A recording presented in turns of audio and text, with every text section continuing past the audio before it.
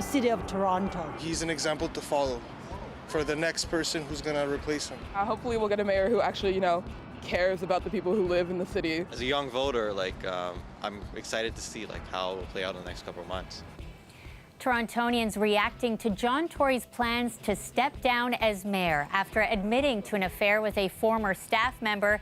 We're following a number of angles on this story for you tonight, including the timeline of choosing a new mayor, possible contenders for the job, and what it all means for the city's future. Thanks for being with us. It is the bombshell resignation that caught many by surprise. We're going to try and unpack as much of it as possible for you. Let's start, though, live at Toronto City Hall. Meg Roberts spent the day speaking with you, the voters, and getting reaction from Tory's colleagues. Hey, Meg.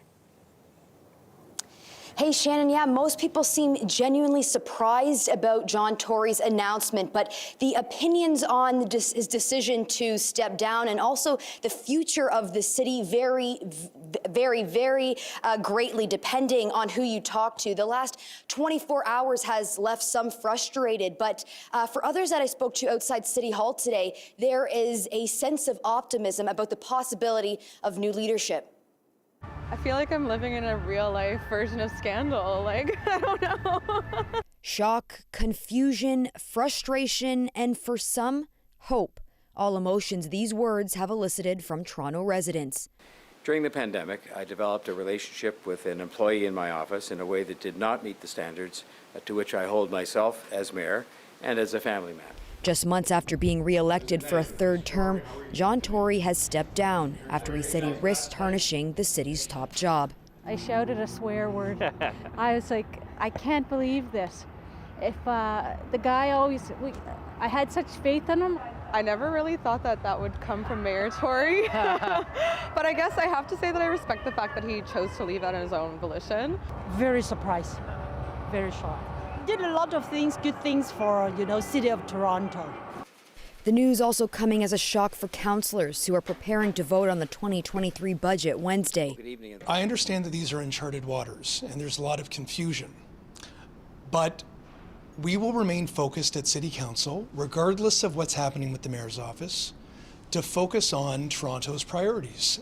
Thank you. But with the promise of a new mayor, what do those priorities now look like? This former councillor says voters who want something different have a unique opportunity. We're about to engage in a very serious debate over how the future of the city is going to be organized. We're suddenly in a moment where we have an opportunity to do the thing we didn't do in the last election, which is have a big conversation about the future of this city and the very real issues, the very pressing issues that are really upending the city, whether that's access to housing that everyone can afford. Some taxpayers looking forward to that opportunity. Obviously, this is stalling city government in a way that's really inconvenient, but I'm hoping that it gets us something that's actually going to move the city forward. I'm hopeful that the next person will have some better ideas for the city and will actually be able to come in and make a difference. Now, some people I spoke with outside City Hall today have concerns about election fatigue. The past municipal election just happened in October, and now, months later, voters will be heading back to the polls. Shannon. Thanks, Meg. She's reporting for us live from Toronto City Hall. Well, Premier Doug Ford releasing a statement of his own today saying John will be remembered as a dedicated and hardworking mayor who served as a steady leader during the most difficult days of the pandemic. I wish nothing but the best for my friend in the days, weeks, and months ahead.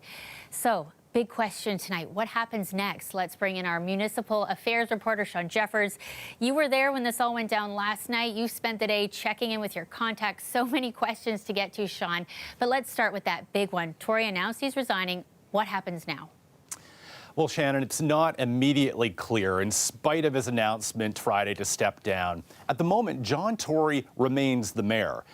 When he files his letter of resignation with Toronto's city clerk, that will trigger the start of a transition process. His staff has said that will happen in the coming days. We're waiting for word from Toronto's city manager about next steps. Now, we know that the deputy mayor, Jennifer McKelvey, is set to assume the city's top job as acting interim mayor. It will also leave the duty of triggering a mayoral by-election to city council.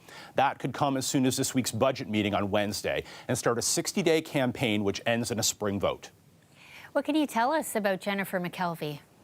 McKelvey is a city councilor who represents a ward in Scarborough. She was first elected in 2018 and quickly found a place in John Tory's inner circle. Now, she's a centrist politically and has been entrusted with duties on some of the city's key committees.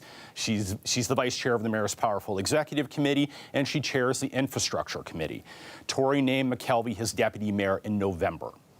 This is a big week at City Hall. Council meeting to discuss the budget. What does Tory's resignation mean for that debate?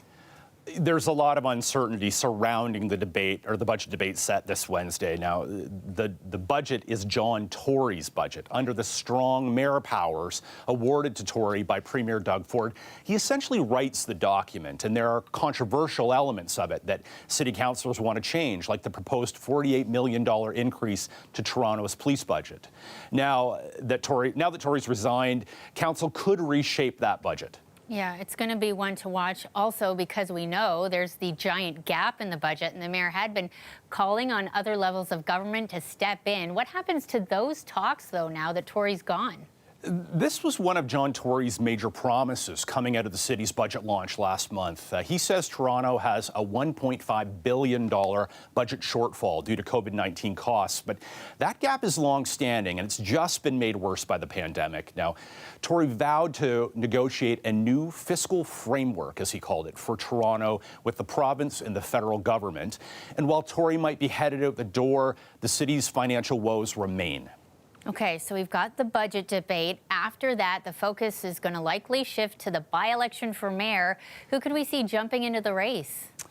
Shannon, it's only been 24 hours since Tory's announcement, and we already have one declared candidate for mayor. Urbanist Gil Penalosa, who placed a distant second to Tory in last fall's municipal election, he says he's in the race. I think the budget that has presented is that it doesn't fulfill the needs of the citizens in regards to mobility, to affordability, to equity. So I think we need a Toronto for everyone, and I'm going to be saying the same policies that I was saying. Now, I've reached out to other prospective candidates, including Mike Layton, Joe Cressy, Anna Bilal, Brad Bradford. So far, none of them are confirming they're even really contemplating a run to replace Tory at this point. It'll be interesting to see if Premier Doug Ford and the Ontario Progressive Conservatives back a candidate, now that they've given the Mayor of Toronto these expanded strong mayor powers. And I'll also be watching to see if current councillors like Brad Bradford take a shot at the mayor's job, since they may not have to give up their council seats to run. You know, that said, it's a wide open race with Tory out. And when council triggers that by-election, I think the field will take shape very quickly. Yeah, no doubt. It's been a very busy 24 hours for you, Sean, and it's going to get super busy on the week ahead. We appreciate all your reporting for us. Thanks, Shannon. We want to bring in another City Hall reporter now, David Ryder from the Toronto Star. He and his team are the ones who broke the story. David, thank you so much for being here with us. Yeah, no problem. Can you take us through your reporting, starting from that initial tip that you received, which I understand was actually quite a while ago? Yeah, the very first tip we got was actually back in December, and it was that Mayor John Tory and his longtime wife were heading for either a divorce or a legal separation or some kind of a split, which is, you know, not the kind of normal story we do, but they are like a Toronto power couple. We wrote about them. In 2018, they recreated their wedding day for their 40th anniversary. So, you know, we would do some kind of a story. I reached out to the mayor's office, got some indication that there was some truth to it, but was told that the mayor wasn't ready to talk about it and that, you know, he didn't think it was a news story. So I didn't kind of force it, but I just sort of said, okay, well, if I get something to confirm it or papers are filed, we'll do a story. And I kept hearing since then, you know, it was kind of an open secret that there were issues in their marriage. And then a little over between 1 and 2 weeks ago, we got a much more substantial tip that in fact that there was another person involved, that it was a young woman who had worked in Mayor Tory's office, and some details. I'll admit, I really didn't believe it at first. I get tons of tips all the time. City Hall's kind of like a small town. There's gossip all the time. most is untrue. But, you know, I had to do my due diligence, so I started asking around. And within, you know, fairly short order, people were saying that they had heard something, there was something to this.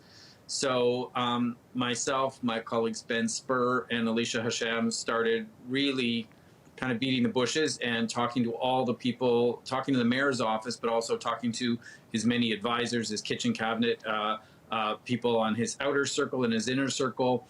And, you know, within, I'd say, a few days, we're pretty certain that this was true. I think the big question we had was whether to report it. And I think the key issue was, did the relationship start when she was working for him in his office? You know, John Tory is arguably the most powerful man in Toronto. She was a junior staffer, somebody early in the career with a lot less power. In the post-Me Too era, I think a lot of people would say that was problematic. If the relationship started after she had moved to another job, then maybe it wasn't a story at all. So we continued working away, and I think by, I'm going to say Thursday, we were convinced from our sources that in fact it did likely begin when they were working together at Toronto City Hall, and we put detailed questions into the mayor's office and negotiated with them over that until Friday.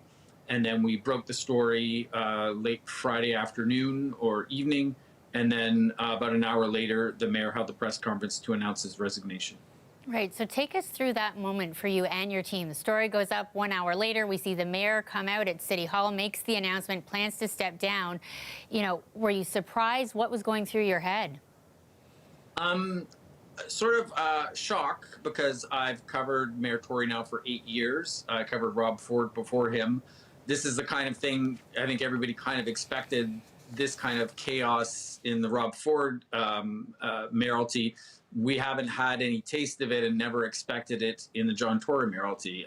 You know, his nickname around City Hall is No Story Tory, because he can kind of talk and talk and talk, and you forget whatever this, you know, potentially controversial thing you were going to ask him.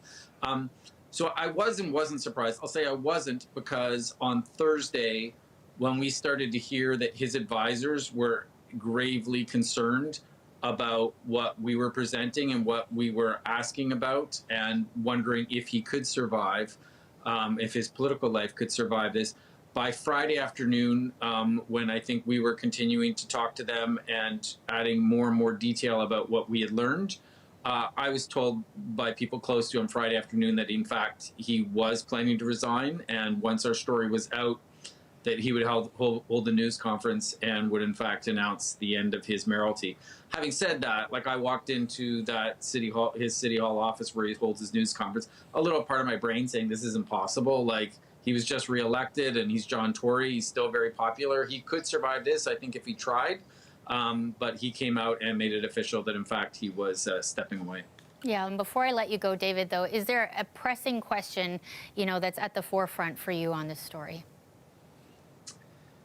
Well, you know, it's one that you'd have to get into John Tory's brain, and I don't think he's going to sit down with me anytime soon. He has many times in the past, but understandably, he's probably not feeling it right now. It's the question, I think, if people remember when the actor Hugh Grant got in trouble and he went on an American talk show, and the question was, what the hell were you thinking? I just think about a guy who I've covered who had the stamp of a political loser on him for years. You know, he tried to be mayor once and lost. He was progressive conservative leader here in Ontario, and he couldn't have become premier and was embarrassed and actually lost his own seat. And then in 2014, he ran for mayor and he won, and then he kept winning. You know, he won twice more. He was elected. He was, you know, glided to victory October. Very high support among Torontonians, people happy to have somebody who changed the narrative after those crazy Rob Ford years. And he just seems to have thrown it all away for what looks like sort of a dalliance, you know, with a much younger person that, you know, probably everybody knew didn't have a future. So I would just love to know exactly how he feels, you know, why he did what he did. Yeah, a lot of people wondering that. There's still so much more to come on this. We'll be watching your reporting. Thank you so much for being here with us tonight, David. Thank you. That's David Ryder. He's the City Hall Bureau Chief for the Toronto Star.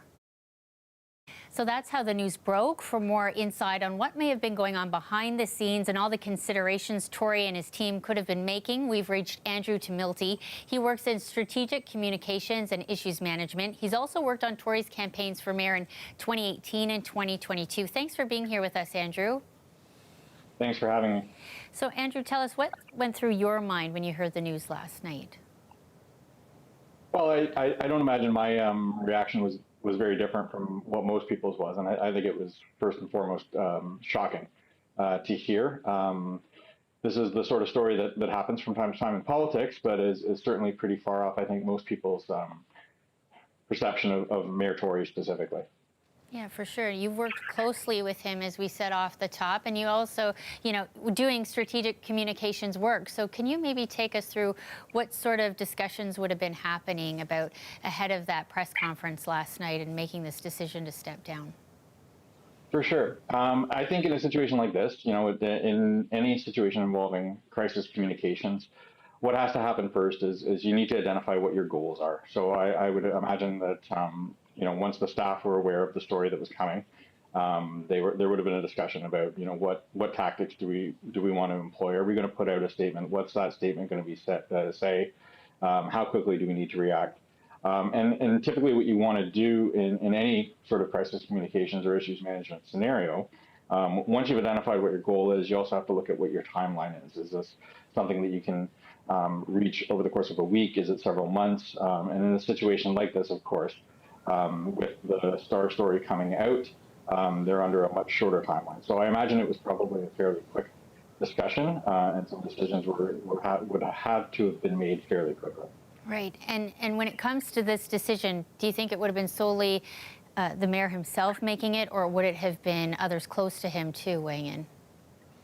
Well, because the mayor chose to resign, at the end of the day, that has to be the specific person's decision. Staff can provide advice. Staff can offer what they think is the right course. They can put a number of scenarios in front of a politician. But when we're talking about someone walking away from their job, then that decision ultimately has to come down to them. Well, Andrew, thank you so much. We really appreciate the insight tonight. My pleasure. Thank you. That's Andrew Tumilty. He works in strategic communications and issues management. He's also worked on Tory's mayoral campaigns in 2018 and 2022. There are a pile of questions still to be answered about the mayor's resignation. On our website, we've got a list of what we know right now. You can submit your questions too. We'll do our best to get you the answers. Just head over to cbc.ca/Toronto. Welcome back. The number of dead from the earthquake in Turkey and Syria has now passed 28,000 people.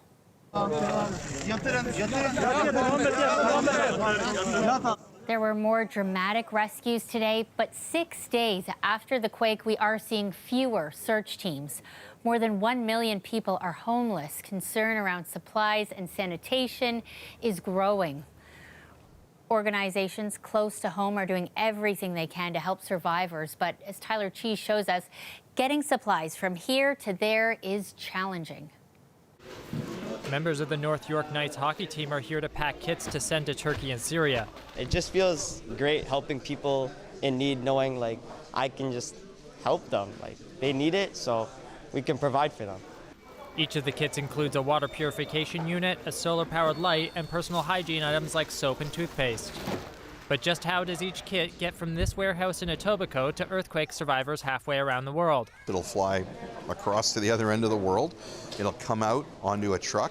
It'll be moved into the affected zone. Most of these kits are bound for Syria, so it'll cross one border crossing, and it'll come into northwestern Syria, into tent cities, and then be handed out to families. Global Medic has people on the ground who distribute the kits, but getting them there isn't always easy. Roads out, bad communications, it's winter, it's difficult.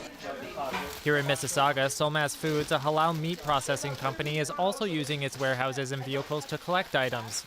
Winter clothes, tents, hats, socks, underwear, hygiene products for baby and woman, canned food stuff, perishable items. In this case, volunteers drive the items to the Turkish consulate in Toronto. From there, donations are flown to government agents who distribute them. So we are not sending to any private groups or community or donation centers, all our donations strictly goes into the places where it's 100% controlled by the government. Both Global Medic and Solmaz say none of this is possible without volunteers like the Knights. We're lucky because they're giving us their time and their labor. Both organizations are also accepting donations from the public. Tyler Cheese, CBC News. Sophia joins us now with the weather forecast and a belated happy birthday to you. Oh. If people didn't know, you were celebrating. Yeah, 25 for the 10th time around. Another great year. That joke, now I really get that joke. Thank you.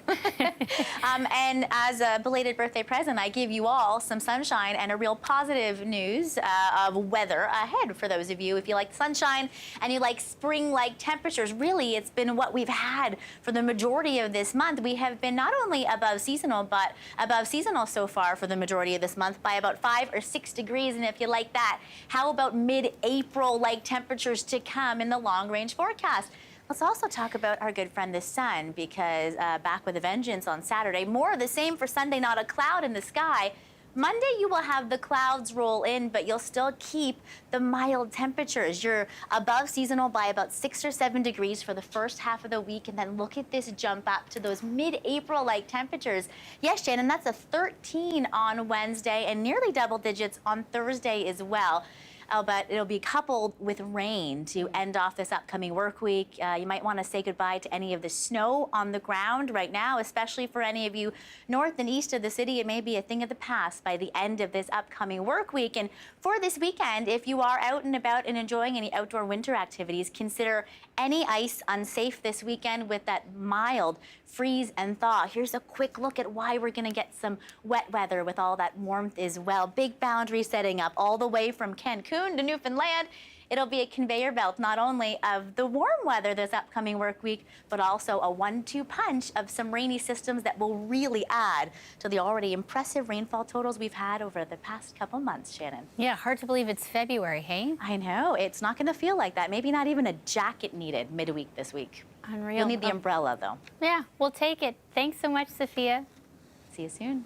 That is our show for you tonight. Thank you so much for watching. For more coverage on John Tory's resignation, what happens next for the city, contenders now adding their name to the race for mayor's chair, even a Q&A section, we have it all on our website. Head over to cbc.ca/Toronto. We'll see you tomorrow.